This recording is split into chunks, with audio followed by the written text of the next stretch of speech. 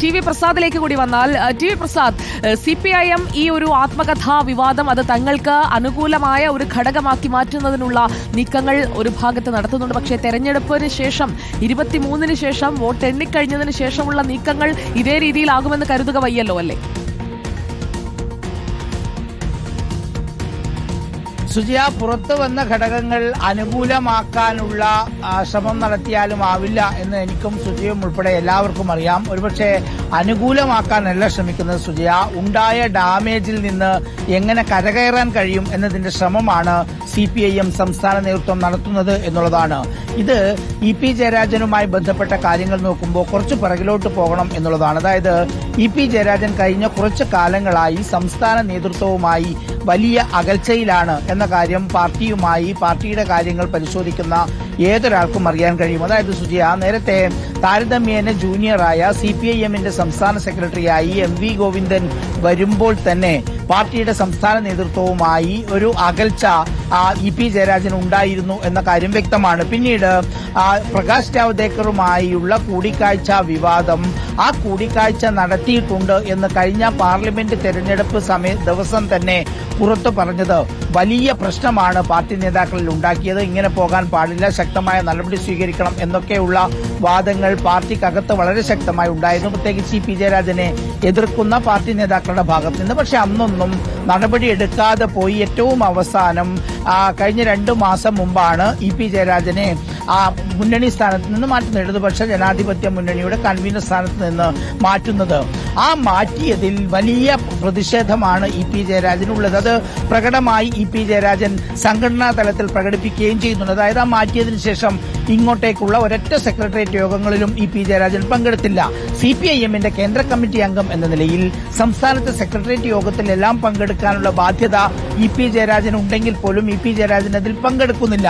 പങ്കെടുത്തില്ലെങ്കിൽ പോലും EP ജയരാജനോട് ആ ഒരു തരത്തിൽ സംഘടനാ നടപടിയെടുക്കാനോ വിശദീകരണം തേടാനോ പാർട്ടി ശ്രമിച്ചിട്ടുമില്ല. കാരണം EP ജയരാജനെ പിണക്കിക്കൊണ്ട് മുന്നോട്ട് പോവുക എന്നുള്ളത് അത്ര എളുപ്പമല്ല. കാരണം പിണറായി വിജയൻ ഒറ്റയ്ക്ക് നിൽക്കുന്ന സമയത്തും പിണറായി വിജയനോട് ചേർന്ന് നിന്ന് പാർട്ടി പിടിക്കുന്നതിന് വേണ്ടി, പാർട്ടി പിണറായി വിജയനൊപ്പം ചേർത്ത് നിർത്തുന്നതിന് വേണ്ടി മുൻകൈയെടുത്ത നേതാവാണ് EP ജയരാജൻ. പിണറായി വിജയന്റെ ഏറ്റവും വിശ്വസ്തനാണ്.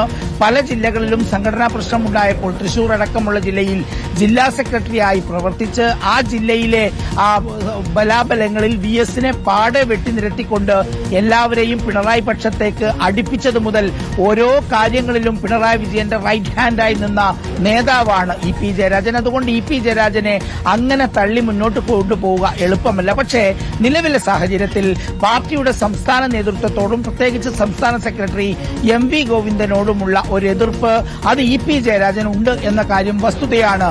ഈ ഒരു സാഹചര്യത്തിലാണ് ഉപതെരഞ്ഞെടുപ്പ് വരുന്നത്. ഈ ഉപതെരഞ്ഞെടുപ്പ് വരുന്ന ദിവസം തന്നെ ഇതെങ്ങനെയാണ് പുറത്തേക്ക് വന്നത് എന്നതാണ്. പുറത്തേക്ക് വരികയും ചെയ്തു, ചർച്ച നടക്കുകയും ചെയ്തു, അറിയേണ്ടവർ കാര്യങ്ങളെല്ലാം അറിയുകയും ചെയ്തു. ആ ഒരു ഘട്ടത്തിലാണ് EP ജയരാജൻ ഈ വാർത്തകൾ വന്നു തുടങ്ങി. ഏതാണ്ട് ആ സമയത്ത് തന്നെ ആ പ്രതികരണവുമായി വരികയും ചെയ്യുന്നത്. അതും ശരിയാണ്. EP ജയരാജൻ അത് പൂർണ്ണമായി നിരാകരിക്കുകയും ചെയ്തു. അത് തന്റെ ആത്മകഥയല്ല, താൻ അങ്ങനെയൊന്നും എഴുതിയിട്ടില്ല, താൻ എഴുതുന്നത് അതല്ല. ഒരൊറ്റ കാര്യം മാത്രമേ EP ജയരാജൻ പറയുന്നുള്ളൂ സുജി, അതായത് താൻ ഒരു ആത്മകഥ എഴുതുന്നുണ്ട്, അത് പൂർത്തിയായിട്ടില്ല എന്നുള്ളതാണ് EP ജയരാജൻ പറയുന്നത്. പക്ഷേ ഈ 178 പേജുള്ള ഈ PDF ഞാനും സുജിയും അടക്കമുള്ള ഏതാണ്ട് എല്ലാവരും ഇപ്പോൾ കേരളത്തിൽ വായിച്ചു കഴിഞ്ഞു. അതിനകത്ത് ഈ P സരിനെ കുറിച്ച് പറയുന്ന ഭാഗം യഥാർത്ഥത്തിൽ അത് എഴുതി കഴിയാറായതാണെങ്കിൽ ഏറ്റവും അവസാന ഭാഗത്ത് വരേണ്ടതായിരുന്നു. കാരണം ഇപ്പോൾ ജസ്റ്റ് ഒരു മാസത്തിനകം നടന്ന ഒരു ഡെവലപ്മെന്റ് ആണ്. അത് കിടക്കുന്നത് അങ്ങകത്താണ് ഉള്ളത് എന്നതാണ്. അതിനർത്ഥം ഈ പുസ്തകത്തിന്റെ ഭാഗം ഏതാണ്ട് ക്രമീകരിച്ചു തുടങ്ങി, അതായത് ഫൈനൽ സ്റ്റേജിലേക്ക് പോയി തുടങ്ങി എന്നുള്ളതാണ്. പക്ഷേ EP ജയരാജൻ അത് നിഷേധിക്കുന്നത് കൊണ്ട് തന്നെ നമ്മളത് അങ്ങനെ പറയുന്നുമില്ല.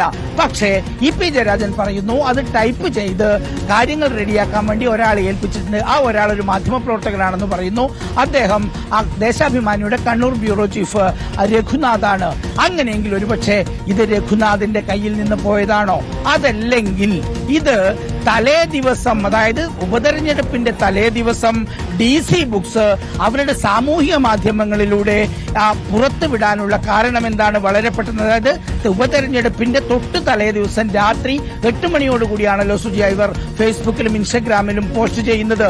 അതിനർത്ഥം ഒരുപക്ഷെ DC ബുക്സിന്റെ ബന്ധപ്പെട്ടവർ അറിഞ്ഞു കാണണം ഇത് പുറത്തേക്ക് ലീക്കായിട്ടുണ്ട് എന്ന്.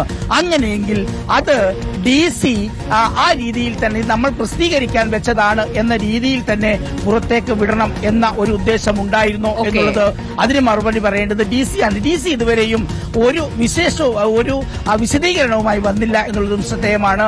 എന്തായാലും സുജിയ, ഇതിൽ EP ജയരാജനെതിരെ നടപടിയെടുക്കണം എന്ന ശക്തമായ അഭിപ്രായം പാർട്ടി നേതാക്കളുടെ ഒരു വിഭാഗത്തിന്റെ ഇടയിൽ ഉണ്ട് എന്നത് തന്നെയാണ്. പക്ഷേ കേന്ദ്ര കമ്മിറ്റി അംഗമായതുകൊണ്ട് നാളെ നടക്കുന്ന സംസ്ഥാന സെക്രട്ടേറിയറ്റിൽ അങ്ങനെ ഒരു നടപടിക്ക് സാധ്യതയില്ല.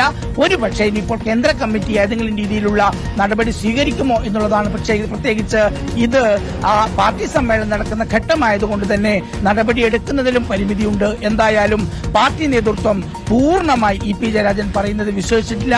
ഇതിൽ ചില കാര്യങ്ങളുണ്ട് എന്ന് തന്നെയാണ് പാർട്ടിയിലെ വലിയൊരു വിഭാഗം കരുതുന്നത്. സുജയ.